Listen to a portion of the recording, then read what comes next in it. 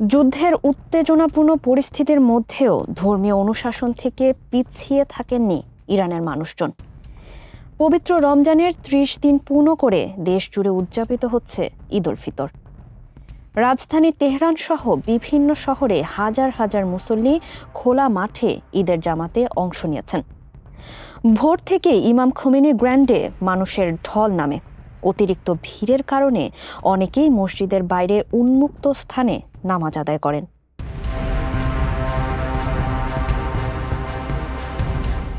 শুধু তেহরান নয়, আরাক, জাহেদান ও আবাদান সহ বিভিন্ন শহরেও একই দৃশ্য দেখা গেছে।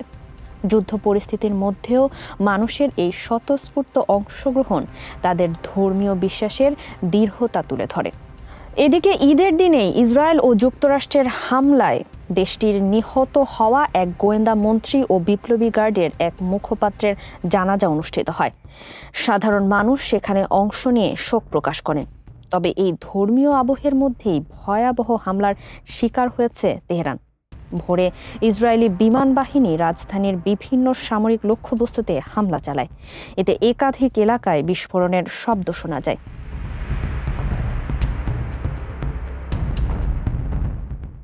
যুদ্ধের বিভীষিকা, অনিশ্চয়তা আর শোক সবকিছুর মাঝেও ঈদের নামাজে কাঁধে কাঁধ মিলিয়ে দাঁড়ানো মানুষগুলো যেন একটি বার্তা দিয়েছে: ভয় নয়, বিশ্বাসই তাদের সবচেয়ে বড় শক্তি। বোমার শব্দের মাঝেও তাকবীরের ধ্বনি থামেনি, অশ্রুর মাঝেও ভাগাভাগি হয়েছে আনন্দ। যুদ্ধের অন্ধকার যতই ঘন হোক, মানুষের আশা আর ঈমান ঠিকই খুঁজে নেয় আলোর পথ।